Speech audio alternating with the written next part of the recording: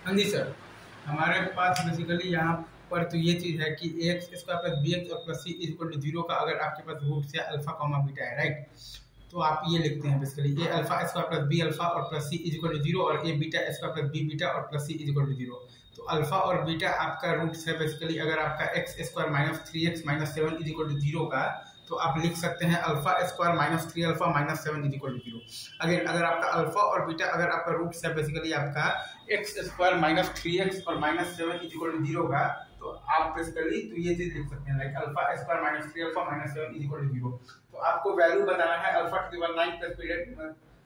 Plus beta to the power 9 minus आपको बताना है 7 alpha to the power 7 minus 7 beta to the power 7 और by alpha to the power 8 और plus आपको बताना है बीटा टू द पावर 8 का। तो इसमें से आप जब alpha to the power 7 common ले लेंगे तो आपके पास ये आ जाएगा अल्फा स्क्वायर माइनस 7 और प्लस इसमें से जब आप beta to the power 7 common ले लेंगे तो यहाँ पर आपके पास आ जाएगा बेसिकली क्या आ जाएगा, तो बीटा स्क्वायर माइनस 7, राइट।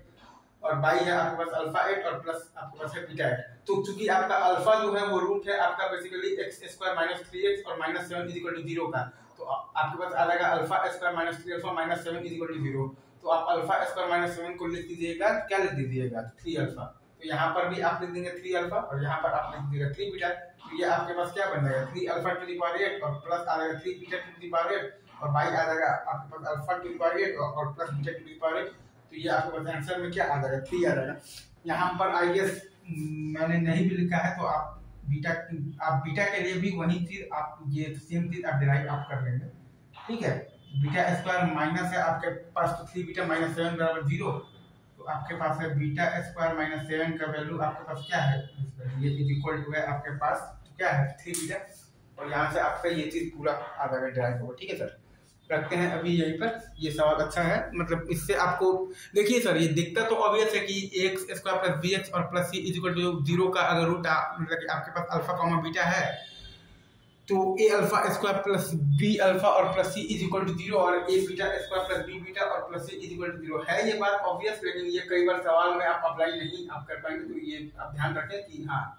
अगर इसका रूट है अल्फा बीटा तो alpha square minus three alpha minus seven बराबर जीरो,